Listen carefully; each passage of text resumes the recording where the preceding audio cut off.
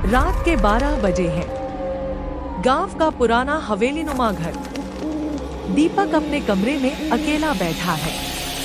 अचानक खिड़की खुलती है और एक सफेद साड़ी में महिला कमरे में दाखिल होती है।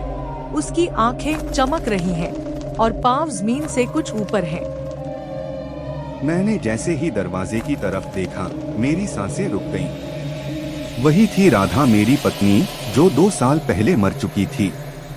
उसकी आंखें ठीक मेरी आंखों में झांक रही थीं। मैं उठ नहीं पाया, बोल नहीं पाया। मेरे सामने मेरी मरी हुई बीवी जिंदा खड़ी थी, या फिर कोई औरत जो उसकी तरह दिखती थी, लेकिन उसके पांव जमीन से ऊपर थे। ये सपना नहीं हो सकता था। मैं लौट आई हूँ। दीपक, मेरी मौत एक हादसा नहीं थी। तुमने मुझे धक्का दिया था। अब मैं हर रात तुम्हारे सामने आऊंगी जब तक तुम मान नहीं लेते।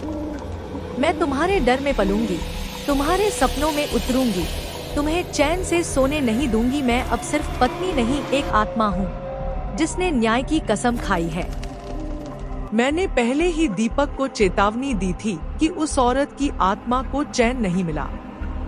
वो राधा की मौत एक रहस्य थी और आत्माएं तब तक मुक्त नहीं होती जब तक उन्हें न्याय न मिले। हवेली में अब जो हो रहा है वो सिर्फ शुरुआत है। एक औरत की तड़प, उसका दर्द और उसका बदला। मैंने उस रात कुछ अजीब सुना था। साहब के कमरे से जैसे किसी औरत की हंसी आ रही हो।